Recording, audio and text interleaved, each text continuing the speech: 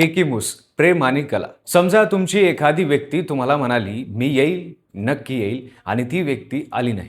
तुम्ही किती दिवस वाट पाहाल? 1 महिना, 6 महिने, 1 वर्ष. पण एका माणसाने 50 वर्ष वाट पाहिली. घरातून बाहेर न पडता, एकट्याने, शांतपणे, पेशन्सने, आशेने आणि तरीही ती व्यक्ती आली नाही. हे कुठल्या सिनेमाची गोष्ट नाही, हे 40 गावातल्या एका माणसाचं सत्य आयुष्य आहे. त्या माणसाचं नाव होतं केकीमूस.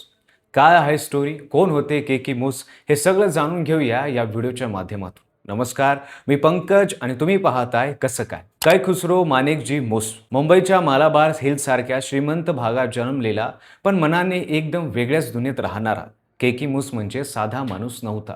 लहानपणापासूनच हातात कुठली खेळणी नको होती त्याला. हवा होता ब्रश आणि कागद आणि मनातले चित्र त्या कागदावर काढणं हे त्याच्यासाठी श्वास घेण्यासारखं होतं. पुढे शिक्षणासाठी तो मुंबईला गेला.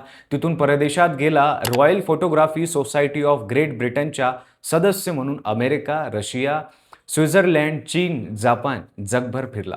तो एक जागतिक दर्जाचा चित्रकार, फोटोग्राफर, शिल्पकार आणि लेखक होता.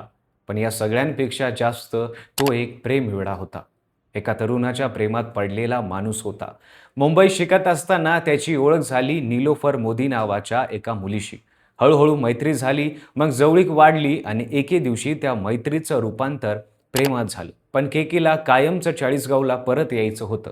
शिक्षण पूर्ण झालं, आता परत जाण्याचा दिवस आला. त्या दिवशी व्हिक्टोरिया टर्मिनस म्हणजे आजचं छत्रपती शिवाजी महाराज टर्मिनस, तिथे दोघं भेटले.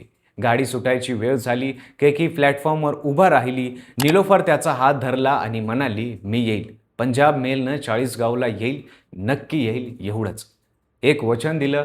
गाडीने हॉर्न दिला. गाडी सुटली. केकी चाळीसगावला निघून गेला आणि त्या वचनाला घेऊन जगायला लागला. चाळीसगावला केकींच्या मामांनी रेल्वे स्टेशनजवळ एक छोटा बंगला बांधला होता. त्याचे नाव होते आशीर्वाद. केकींनी त्याचं नाव बदललं आणि आवडत्या चित्रकाराच्या नावावर रिब्रँड्स रिट्रेट हे नाव ठेवलं. 3 खोल्या, एक मोठा हॉल आणि समोर एक लॉन, एवढंच जग.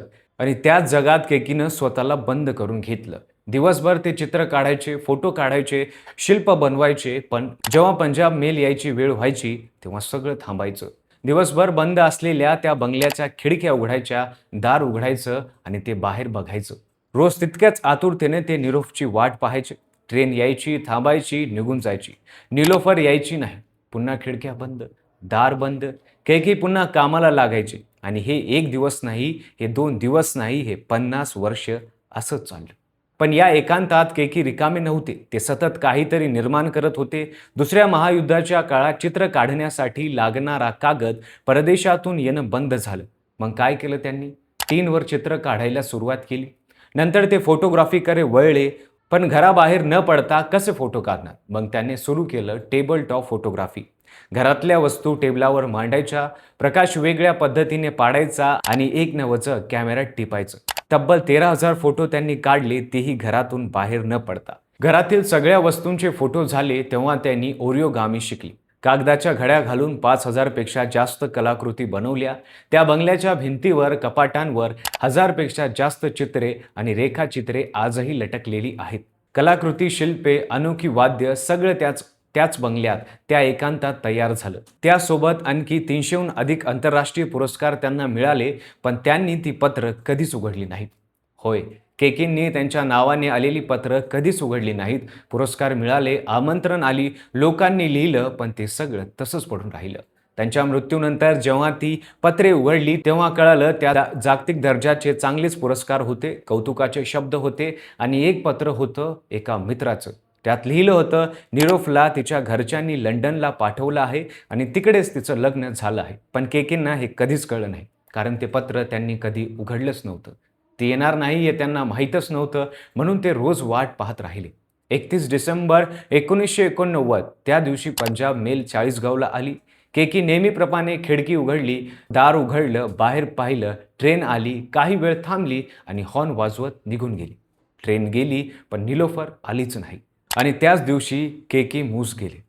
शेवटच्या श्वासापर्यंत ते वाट पाहत होते तिची, पंजाब मेलची, त्या वचनांची. ते आज आपल्यात नाहीत, पण 40 गावातला तो बंगला, त्या भिंतीवरचे चित्र, त्या टीनवरचे रंग ते अजूनही सांगतात की एका माणसाने किती प्रेम केलं होतं. आणि खऱ्या अर्थाने प्रेमात आणि कलेत के मूस अमर झाला. हा व्हिडिओ आवडला असेल तर लाईक करा, चॅनलला सबस्क्राईब करा आणि अशाच अनोख्या माणसांच्या गोष्टी ऐकायला, पाहायला आताच बेल आयकॉन दाबा आणि पाहत रहा कसं काय.